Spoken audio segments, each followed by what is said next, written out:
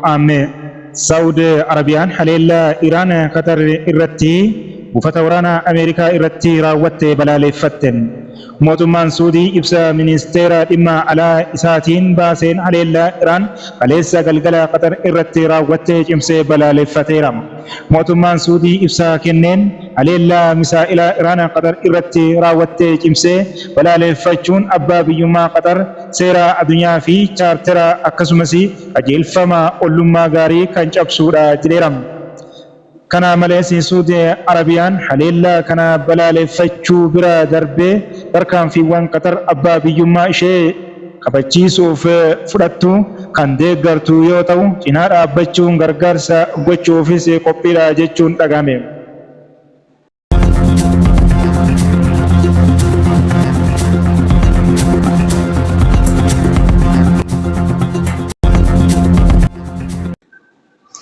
Kaaminiin amma akkana jedhaa ture. Kun nuti eenyurratti iyyuu hin duulle qaama nuun taphatu waliin taphataa jirra. Haala kamiinuu abbaan fedhe akka nu haleelu hin hayyamnu.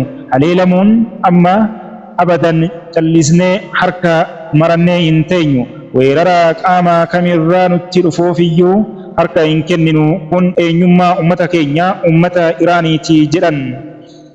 Jaarsi ergaa amma Qatar irratti waan sana godhanii booda ibsa kennan kanaan qe'ee nama baay'eedhaan ergaa gahatanii keessumaa erga guddaa lamam tokko jara waliin kallattiin dirreerra jiran Izraa'elii fi Ameerikaa kan ilaallatu yoo ta'u, akka hin jilbeenfannee fi deebii kennineerrallee duuba akka hin jenne kutannoo gochaan deeggarame mirkaneessuudha.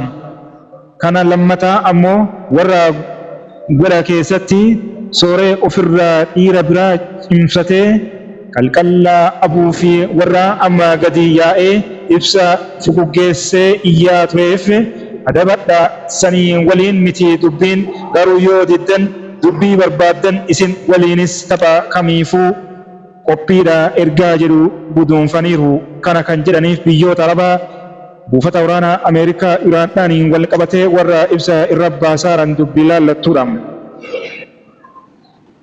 Kaampiin waraanaa Ameerikaa Qatar jiru kan loltoota 8,000 qabu misaa'iloonni Iraan dhaabbuun hojii tola ooltummaa hojjetaniiru jechuun itti qoosaa jiru. Akkasumas kan Ameerikaa Iraaq jiru kan loltoota 6,000 hanga 7,000 dhiyaatu qabu haleellamee jira jechuun gabaafameera.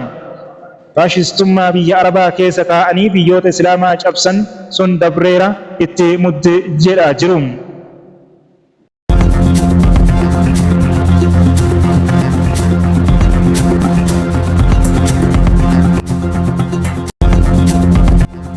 Har'a kaardiin taphaa fi qophaa'ee taa'aa ture tokko ol fuudhameera jechuun dubbatamaara.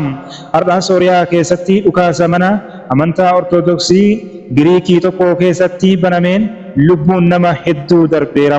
Haleellaan kun kan raawwatame qarqara magaalaa guddoo biyyattii Damaasqootti kan argamtu Diwaayilaa keessatti mana amantaa Ortodoksii Mar Eleesiitti ta'uu miidiyaan mootummaa biyyattii saanaan ibseera. Siiriyaa keessatti namni badee balleessaan tokko dhukaasa namoota mana amantaa Ortodoksii Giriikii tokko keessatti sirna waaqeffannaa irra turan irratti banee xiqqaatee namoota 22 ajjeesuun 63 ammoo madeesseera jedha APN gabaasa miidiyaalee mootummaa biyyattii waabeffatee baaseen. Namni haleellaa kana raawwatee booda ofii isaas achumatti galaafateera jedha gabaasni BBC. Lakkoofsa namoota du'anii kana gariin 19 jechuu isaaniis itti dabalee hin eere. Gabaasichi lakkoofsa irratti garaagarummaan jira jedhama. Hanga ammaatti gocha kanaaf gareen itti gaafatamummaa fudhate hin jiru. Ta'ullee akka gabaasaaleen baay'ee ba'aa jedhanitti haleellichi kan raawwate garee ISIL akka ta'edha.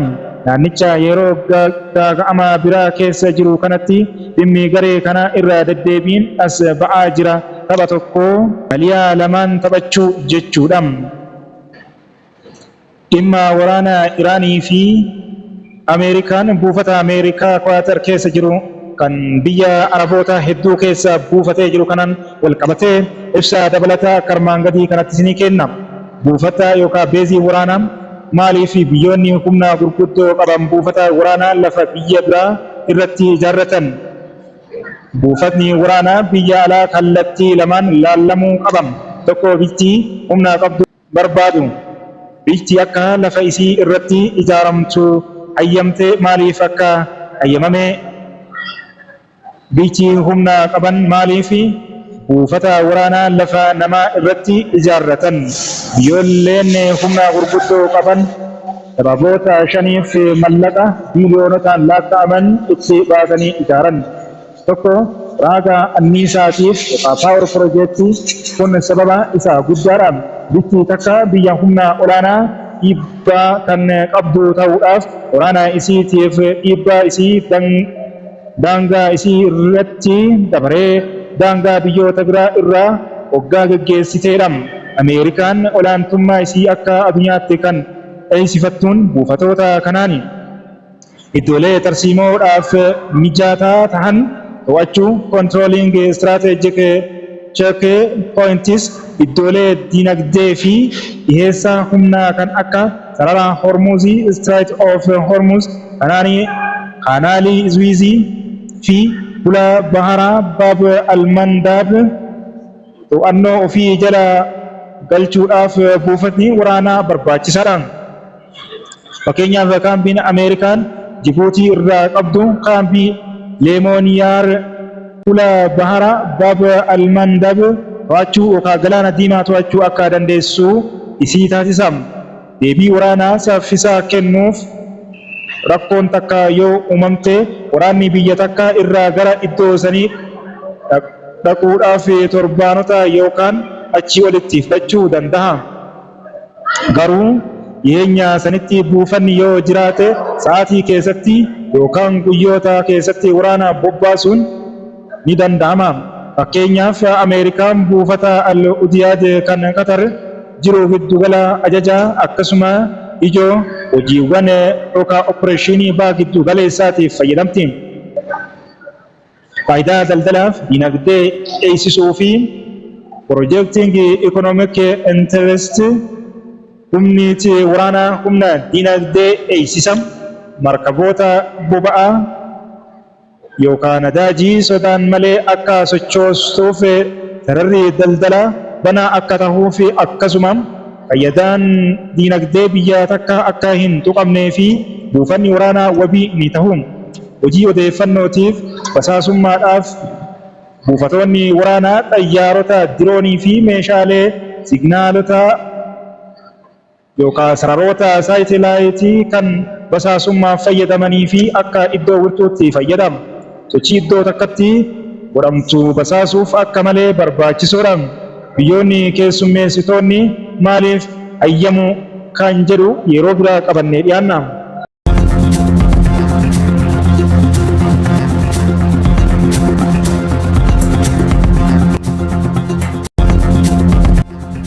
Oduu amma ganama kanaan amma nu qaqqabeen immoo Iraan sa'aatii ammaa kana Israa'el misaa'ila haleelaa jirti. Israa'el ammaa kana dhoo'insi guddaa keessummeessaa jirti. Iraan halkan edaa misaa'ilota USA Ameerikaa haleeltee jirti. Iraan buufata guddicha waraanaa Ameerikaa Qataritti argamu misaa'ila torbaan yoo haleeltu dhoo'insi guddaan dhagahame. Uummanni magaalaa guddittii Dohaa rifaatuudhaan raafamaa ture. Halkanuma edaa kana Iraan ammas buufata guddicha waraanaa Ameerikaa Iraaq keessatti argamu haleelaa bultee jirti. Iraan haleelaa buufata guddicha waraanaa Ameerikaa biyya Iraaq keessatti argamu kanaan jeettiiwwan lolaa diroonii Ameerikaa fi meeshaa waraanaa ammayyaa USA barbadeessuudhaan daaraa botoree gootee jirti. Mee boombiin Ameerikaan misaa'ila Iraan ittiin barbadeessuuf qopheessite kana wajjin haa ilaallu. Boombii dhoksaa kun maqaan isaa B2 Spirit jechuun beekama. Boombii tarsiimoo sadarkaa olaanaa qabu kan teekinooloojii dhoksaa ittisaa farra xayyaaraa hedduu keessa seenuuf qophaa'ee kan qabu yoo ta'u, hojii balallii isaaf humna barbaachisaa kennuuf motora taarbofaanii 4 fayyadamam. Motoroonni kunneen raadaraa fi mala adda baasuu biroof mul'achuu isaa gadi aanaa ta'e eeguuf murteessoodha. Ispeesifikshinii motoraa gosa B2 ispiriitii motoraa torbaffaan General Electric F118 GE 104 kan hojjetudha. 100 motoraa dhibbaa tilmaamaan paawundii 17,300 kennam.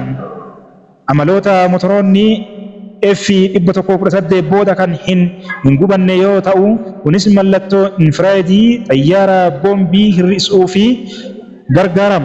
Amalli kun xayyaara dhoksaa ta'ee fi baay'ee barbaachisaa waan ta'eef sirna barbaachaa fi hordoffii intarneetiin akka hin mul'anne taasisan.